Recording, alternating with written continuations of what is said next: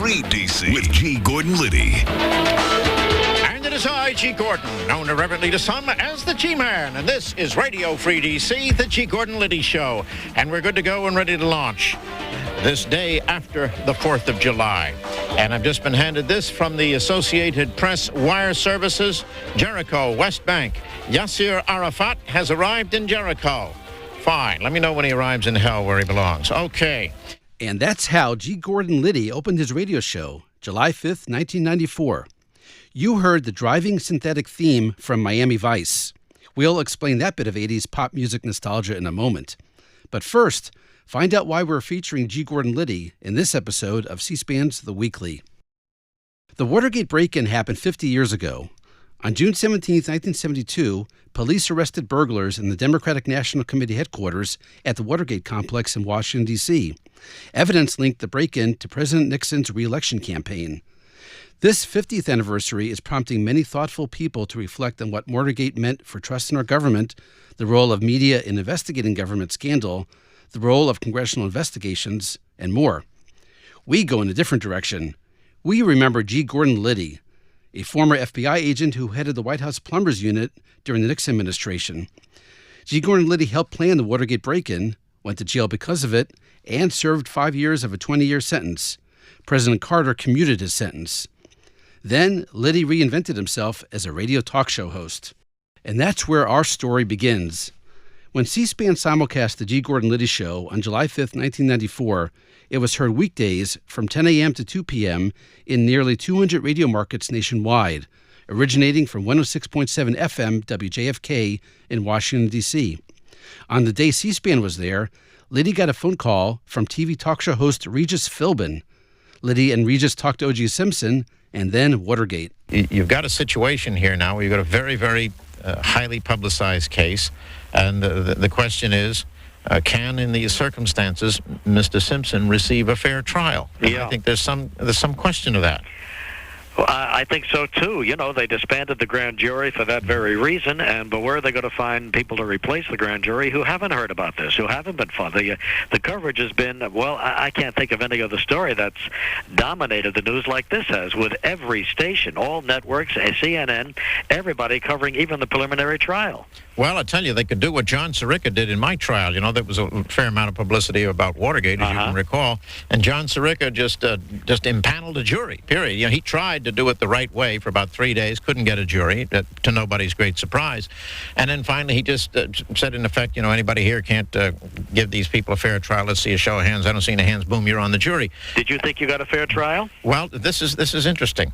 Listen to this. The trial proceeded, Regis, and witnesses took the stand and gave testimony, and lawyers got up and objected, and the judge ruled on the law. Yes, ladies and gentlemen, you are to disregard that. No, it's okay for you to hear that. This went on for 3 days, and of course the jury was locked up, what they call sequestered.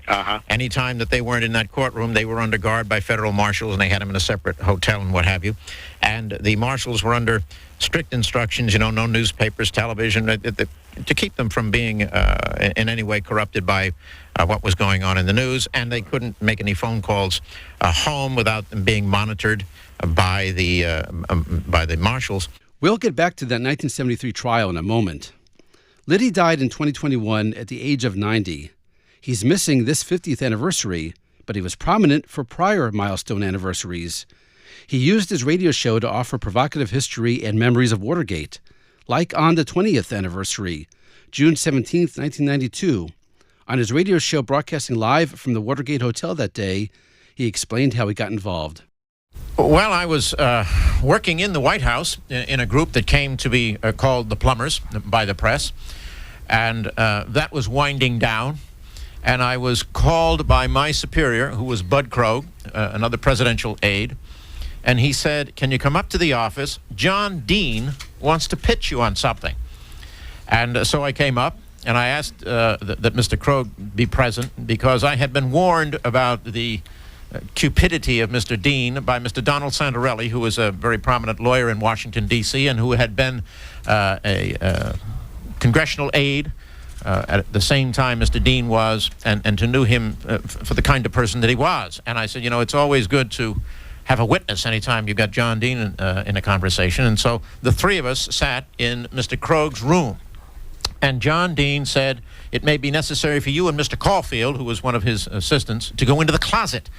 And he proceeded to say that we had just had a taste with all the demonstrations of what was going to be like in this campaign, and that they needed a full-service, all-out intelligence operation, and that it was thought that I could do it. And because he'd mentioned Mr. Caulfield, and Mr. Caulfield had shown me a previous plan that he had drawn up called Sand Wedge, which had black bag jobs, bugging, and the rest of it in there, I said, you mean like Sand Wedge? And Mr. Dean said, no, I want something much more sophisticated than that. And I said, you know, you're going to be talking a tremendous amount of money to have a full, all-out offensive and defensive capability, clandestine operation, and intelligence service. And he said, how about $500,000 for openers? Well, the Sand Wedge program had been budgeted for $500,000. He was giving me, just to open the bidding, the entire budget of Sand Wedge. And so I said, well, you're talking about the right. It costs about $1 million to do what you want to do. And I said, I'm going to need a cover, and we decided that. But I also said, look, there's a lot of ways I can help Richard Nixon in 1972. This is just one of them. I'm over here because of the sponsorship of John Mitchell. I am working for Mr. Ehrlichman, and it is only if those two men say that this is what I ought to do and the best way I can serve the president next year, will I do it. And I was assured that I would receive those assurances. And I want to tell every one of you now that I never got from either of those men any such assurance. On June 17th, 1997, the 25th anniversary of Watergate, Liddy broadcast from what was then the Premier Hotel, directly across the street from the Watergate. 25 years earlier, the site, then a Howard Johnson's hotel, was the lookout for the Watergate burglars. Liddy had this exchange with reporter James Rosen.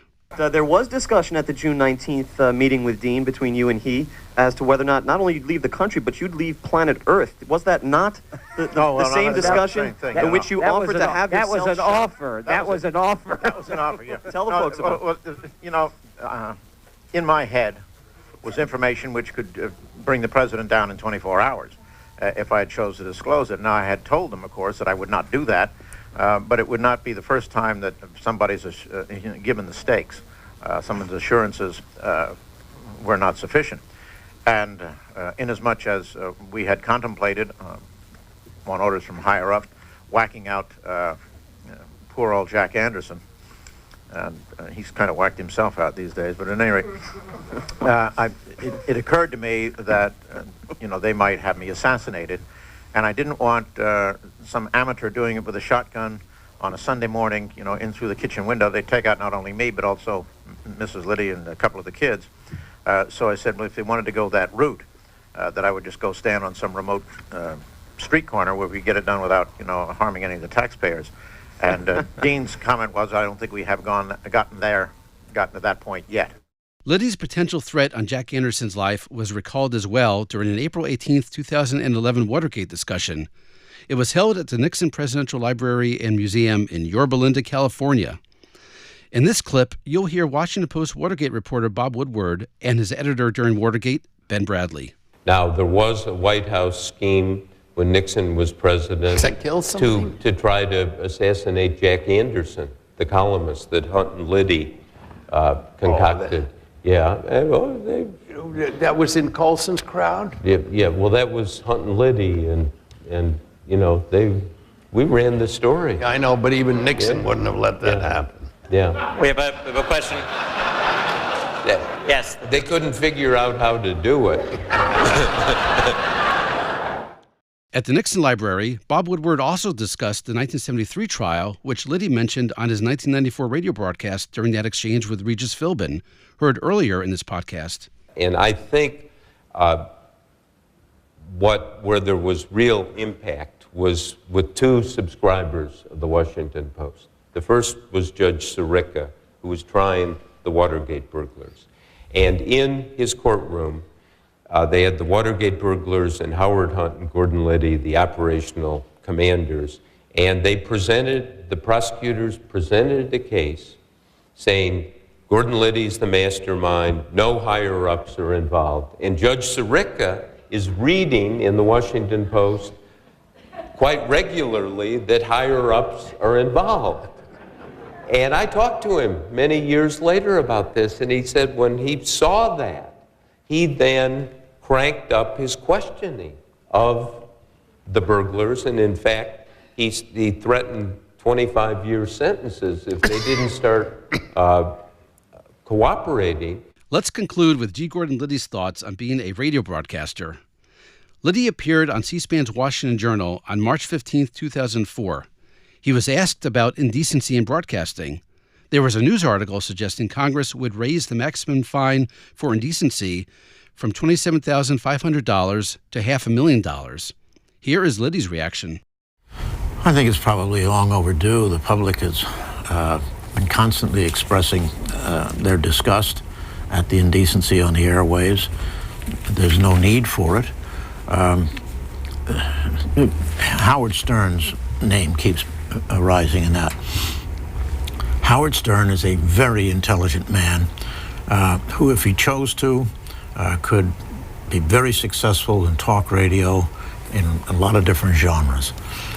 It's true, there are some people who, when you take away their ability to use toilet talk, they have nothing left. We've got two, sort of a dual act right here in Washington that are going to have a problem because they have no talent other than that. But the public has spoken on that. I mean, they've called into me. I don't have any problem with it because I don't use that kind of language, and I don't think my listeners would put up with it for 5 minutes.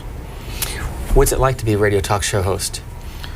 Well, it sure beats burglary. So, G. Gordon Liddy had strong opinions, an unconventional bio, and a central role in Watergate, but he never worked blue. In fact, the spiciest language he ever used was probably his signature line. Here again, his 1994 radio broadcast simulcast on C-SPAN. All right, let's go to the telephones, and first up, from Cincinnati, Ohio, is Jaxie. Jaxie, you're on Radio Free DC. Hello. Hi, Jaxie. How are you? Virile, vigorous, and potent, Jaxie. As usual. As usual. And now a bonus clip. You heard first the theme from Miami Vice. The burning question, why? Let's let G. Gordon Liddy himself explain, on August 2nd, 1992, his connection to the 80s pastel-colored MTV-styled cops show. That opportunity led to even more. The next thing I know, I was in Miami Vice. And of course, I played villains exclusively. This is what they call typecasting in Hollywood. And Mrs. Liddy says that my success playing villains, not just in Miami Vice, but MacGyver and Airwolf and all the rest of them, is because when I play a villain, I don't have to act. I just go up there and just be my own sweet self, and it works. No doubt listeners and subscribers to this podcast know, without Googling, the name of the villain G. Gordon Liddy played in Miami Vice. That's right, you got it, Captain Real Estate. That's it for this episode of C-SPAN's The Weekly. We'll mark the 50th anniversary of Watergate in the next podcast as well. That topic next time, who was Deep Throat? Can't wait to solve the mystery? Start your own searching right now in the C-SPAN video library. Just go to cspan.org and use the search bar on top and type in Deep Throat. You might stumble over G. Gordon Liddy again from 2004. Who's Deep Throat? I don't really think there is a deep throat. There had a host of informers. We know the identities of some of them. May have been one person who gave them more information than another, but it's a very effective literary device. And the problem for everybody else is someday someone will die. Might be you, it might be me, it could be the Pope. And they'll say, he was Deep Throat. And who's to say nay? We'll leave you with that cliffhanger. To hear more about President Nixon, including phone calls on topics from the Watergate scandal, Supreme Court nominations, and the war in Vietnam, check out Presidential Recording Season 2. It drops July 1st. The 8-episode season will include private telephone conversations between President Nixon and members of his administration and Congress. Season 1 is available now. Find and follow Presidential Recordings. Don't miss a single episode. Thanks for listening, and happy searching.